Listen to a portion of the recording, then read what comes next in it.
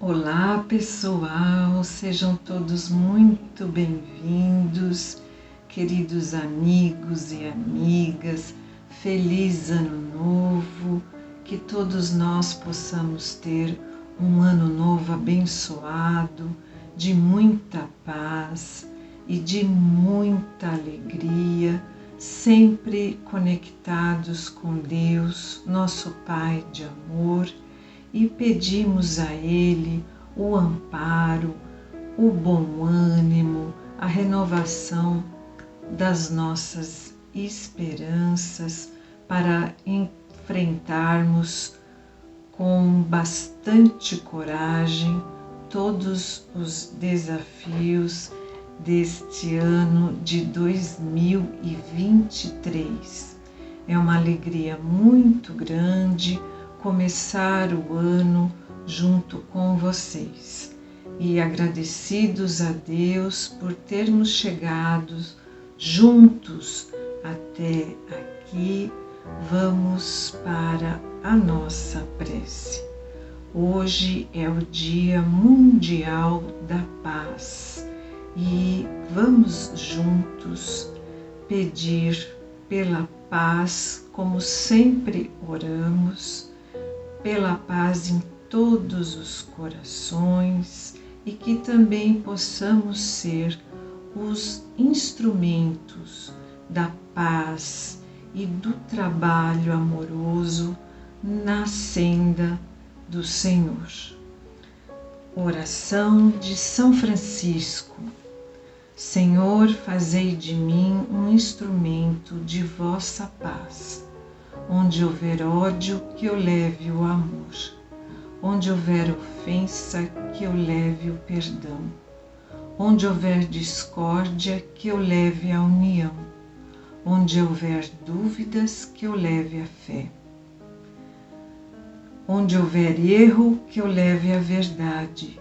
Onde houver desespero, que eu leve a esperança. Onde houver tristeza, que eu leve a alegria. Onde houver trevas, que eu leve a luz.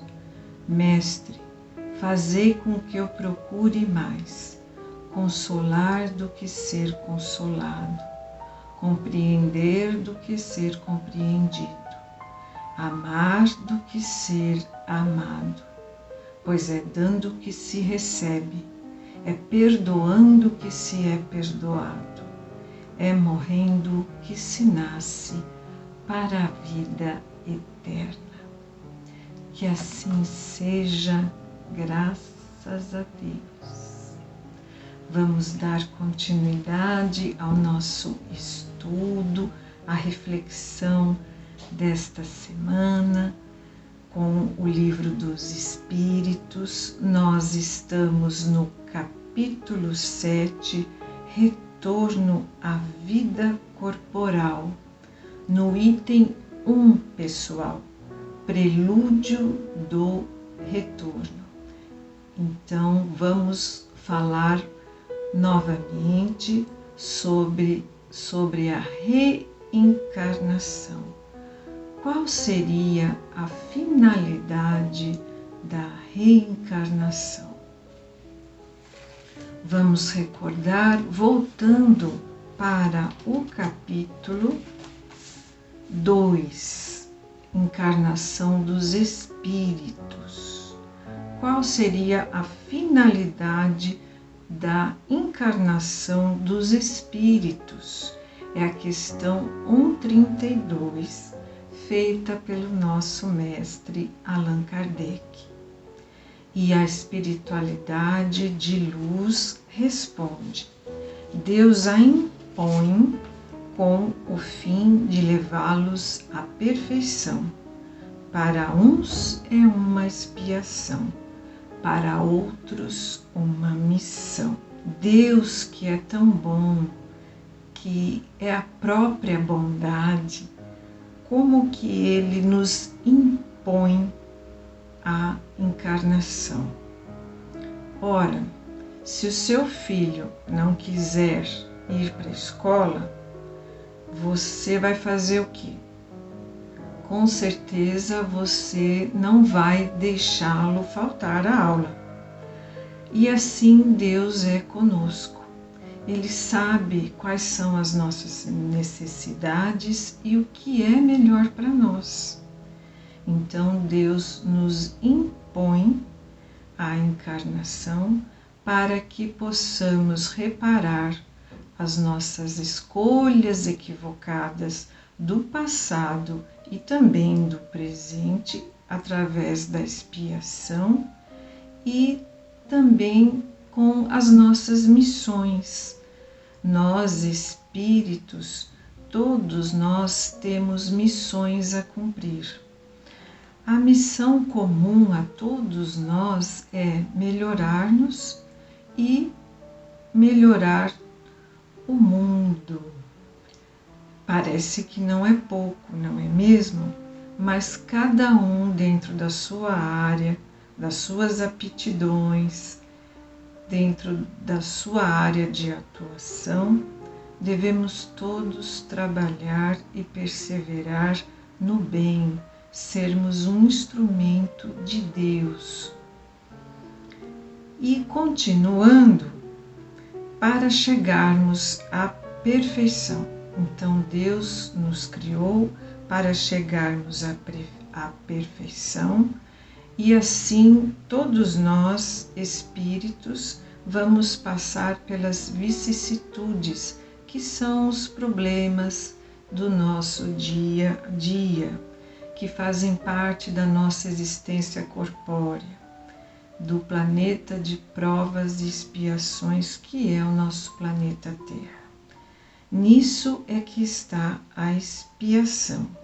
A encarnação tem ainda outra finalidade, que é de pôr o espírito em condições de enfrentar a sua parte na obra da criação. Então, cada um de nós tem a missão, tem a sua obra a executar. Isso nos torna por isso que cada um de nós toma um aparelho em cada mundo. Esse aparelho é o nosso corpo, em harmonia com a matéria essencial de cada mundo, a fim de nele cumprir, daquele ponto de vista, as ordens de Deus, e dessa maneira concorrendo para a obra geral e também progredir. Por que a gente precisa progredir? Para que possamos atingir a perfeição. E por que a gente precisa atingir a perfeição? Para estarmos mais próximos de Deus e trabalhar bastante, sempre, seja como encarnados ou estando desencarnados. Hoje nós vamos então continuar com o prelúdio do retorno, que vamos então da questão 339 até a questão 341. 339, pessoal. Kardec questiona: o momento da encarnação é seguido de perturbação semelhante ao que se verifica na desencarnação? Então, Kardec quer saber se tanto na morte como no nascimento a perturbação que se segue é a mesma. Vamos ver a resposta dos espíritos. Muito maior, sobretudo mais longa. Na morte, o espírito sai da escravidão, no nascimento entra nela. Vejam que na agonia da morte, além do nosso medo natural da morte, do friozinho na barriga, nós temos aquela apreensão do daquele pensamento, daquela reflexão. Será que nós fizemos tudo direitinho? Será que nós cumprimos com a nossa missão?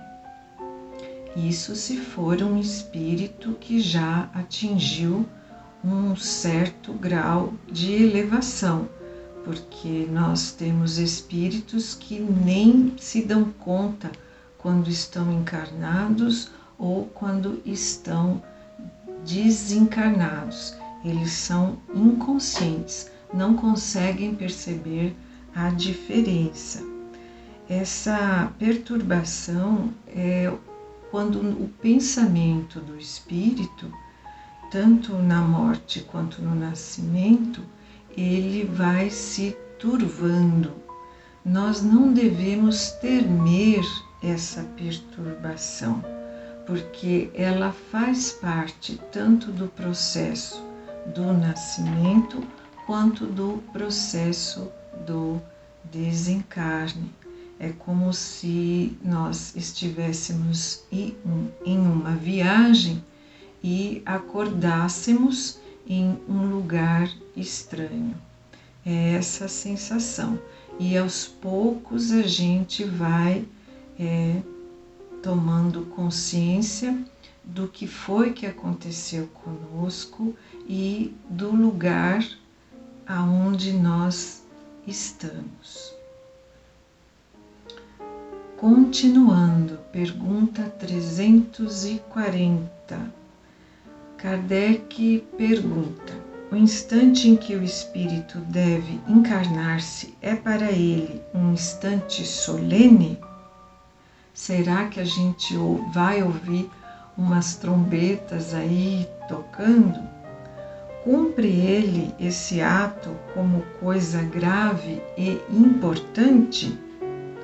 Resposta: é como um viajante que embarca para uma travessia perigosa e não sabe se vai se encontrar com a morte nas vagas que afronta. Então, o espírito, ele também não tem certeza se ele vai conseguir cumprir com os compromissos que abraçou antes de reencarnar. E aí nós temos um comentário de Allan Kardec. O viajante que embarca sabe a que perigos se expõe, mas não sabe se naufragará. Assim se dá com o espírito. Ele conhece o gênero de provas a que se submete, mas não sabe se sucumbirá. Então é assim, quando nós estamos nos preparando para o retorno, para reencarnar, nós escolhemos determinados gêneros de provas. Não sabemos os detalhes, mas apenas os acontecimentos que são os mais importantes para o nosso aprendizado. Nós escolhemos sozinhos? Não. Nós aqui no planeta Terra não escolhemos sozinhos as nossas provas.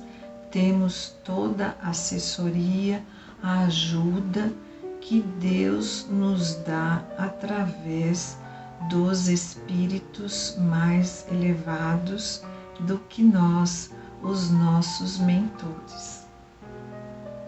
Continuando, pessoal, da mesma maneira que a morte do corpo é um renascimento,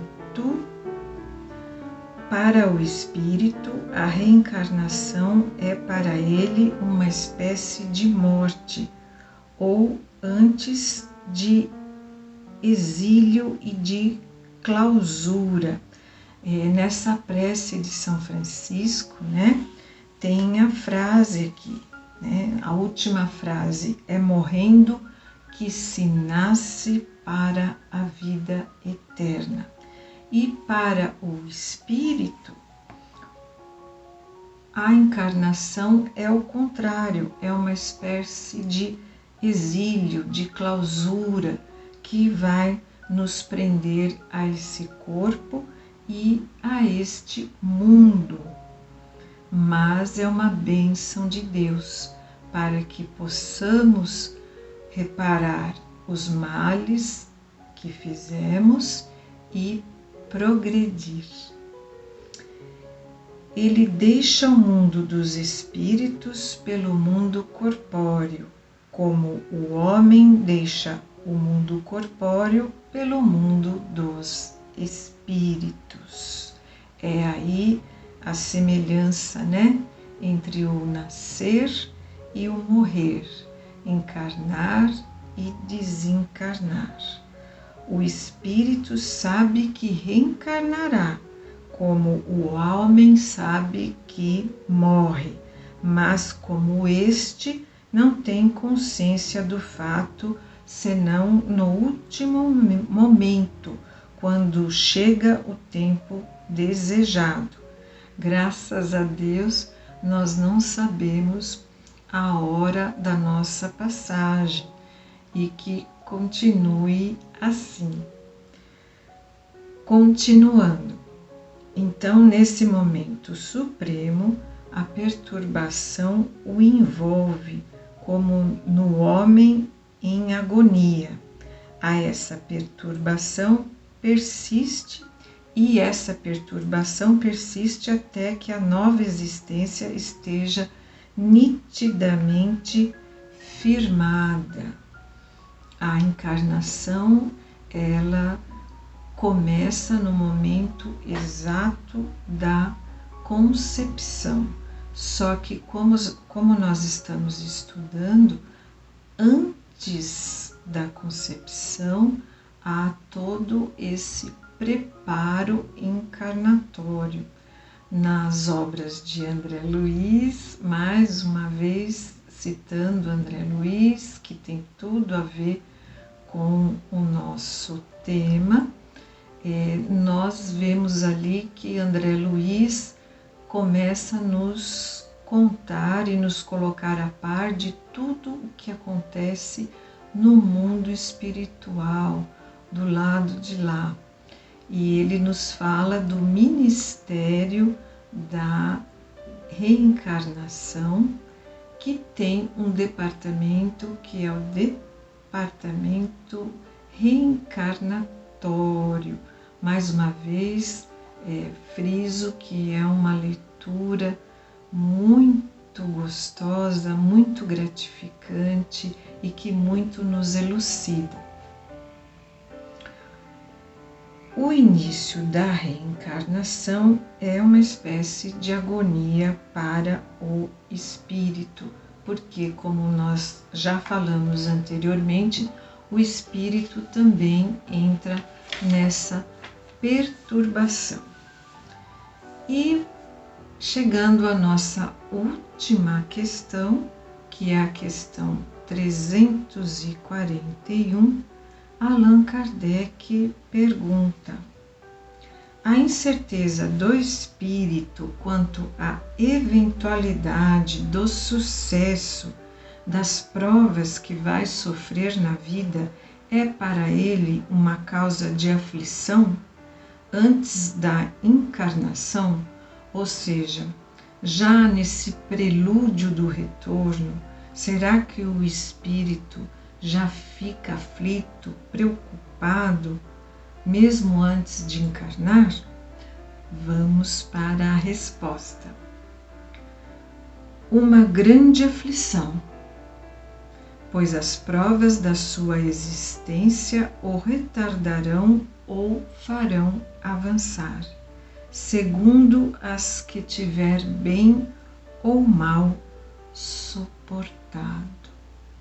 Por isso, pessoal, que a gente nunca deve reclamar, porque muitas das situações difíceis, muitos sofrimentos, muitas situações que para nós são desesperadores, desesperadoras, na verdade, são provas que nós mesmos pedimos para abraçar, para o nosso próprio progresso, para a nossa própria reparação. É uma oportunidade de reparação. Aquele bebê fofinho que chega em nossa casa, que nos traz tantas alegrias, pode estar ali uma pessoa com a qual nós tivemos grande dificuldade no passado e agora temos a oportunidade de amar, de nos reconciliar e de progredir. É a vitória do amor. É o legado que Jesus nos ensinou, o amor. Então, vamos confiar que por mais difícil que seja a nossa situação, Deus cuida de nós, Deus nos ampara, Deus renova a nossa fé e a nossa esperança. E é com muita serenidade, sem reclamação, que devemos aceitar as nossas provas e agradecer a oportunidade de superação. Que assim seja. E assim nós terminamos o estudo de hoje. Desejo a todos uma excelente semana, um excelente recomeço de ano e vamos sempre nos conectar com Deus, nosso Pai, não esquecendo nunca do poder da prece. Que Deus os abençoe, fiquem com a paz e com a alegria que vem de Jesus. Muito obrigada e um forte abraço.